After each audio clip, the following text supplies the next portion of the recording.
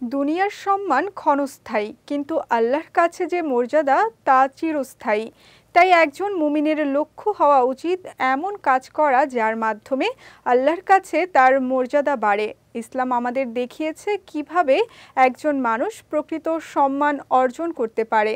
এমন 10টি কাজ রয়েছে যা করলে আল্লাহর কাছে আমাদের মর্যাদা বেড়ে যাবে। বিস্তারিত জানাচ্ছেন নুসরাত আহমেদ। যাবতীয় সম্মান ও মর্যাদার মালিক মহান আল্লাহ। সম্মান হচ্ছে মানব জীবনের এক মূল্যবান অলংকার, যা একমাত্র আল্লাহর কাছ থেকে আসে। তিনি যাবতীয় সম্মান ও মর্যাদা প্রদানের মালিক।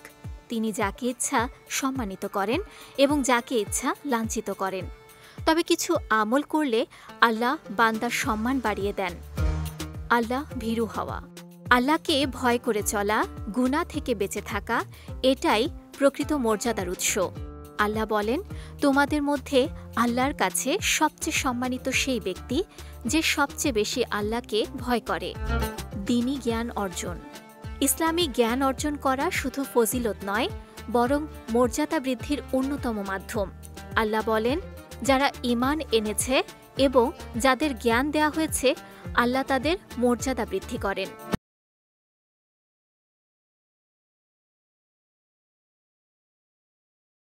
তাহাজ্জুদের নামাজ পড়া, রাতের নির্জনে উঠে আল্লাহর সামনে দাঁড়ানো আল্লাহর কাছে বিশেষ প্রিয়।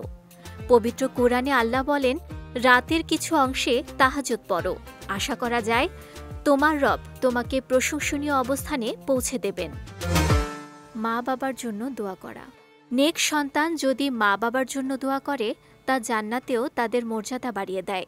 রাসূল সাল্লাল্লাহু আলাইহি ওয়াসাল্লাম বলেছেন, তোমার সন্তানের দোয়াই তোমার মর্যাদা বাড়িয়েছে। কোরআনের সঙ্গে সম্পর্ক করা, যে কোরআন শেখে, পড়ে, মনে রাখে এবং অনুসরণ করে, তাকে কিয়ামতের দিন আল্লাহ সম্মানিত করবেন।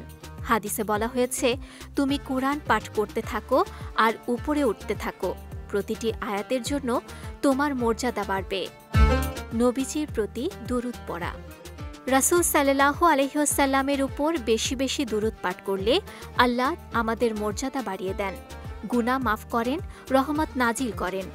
রাসূল সাল্লাল্লাহু আলাইহি ওয়াসাল্লাম বলেছেন, যে একবার আমার উপর দুরূদ পাঠ করে, আল্লাহ তার উপর 10 বার রহমত বর্ষণ করেন, 10টি গুনাহ মাফ করেন এবং 10 গুণ মর্যাদা বাড়িয়ে দেন। ভালো কথা বলা, একটি ভালো কথা কারো জীবনে পরিবর্তন আনতে পারে। অনেক সময় নিজের অজান্তেই বলা একটুখানি ভালো কথা আল্লাহর কাছে এত প্রিয় হয় যে এর মাধ্যমে মর্যাদা বেড়ে যায়। হাদিসে আছে, কখনো কখনো বান্দা আল্লাহর সন্তুষ্টিমূলক এমন একটি কথা বলে ফেলে যার মাধ্যমে তার মর্যাদা বাড়িয়ে দেয়া হয়। চুল দাড়ি পাকলে মর্যাদা, একজন মুসলমান যখন দিনের উপর থেকে বার্ধক্যে উপনীত হয়, তার সাদা চুলগুলো আল্লাহর কাছে সম্মানের নিদর্শন। হাদিসে এসেছে, যে ব্যক্তি ইসলামে থাকাকালীন একটি চুল সাদা করে, তার জন্য একটি নেকি লেখা হয়, একটি গুনাহ মাফ হয় আর মর্যাদা বাড়ানো হয়। গোপনে ইবাদত করা, আল্লাহর জন্য গোপনে ইবাদত বা দান করা খুবই মূল্যবান। এটা দেখানোর জন্য নয়, শুধু আল্লাহর জন্য। এই খাঁটি নিয়ত আল্লাহর কাছে বিশেষ মর্যাদা এনে দেয়। হাদিসে বলা হয়েছে, 7 শ্রেণীর মানুষ কিয়ামতের দিন আল্লাহর আরশের ছায়ায় থাকবে।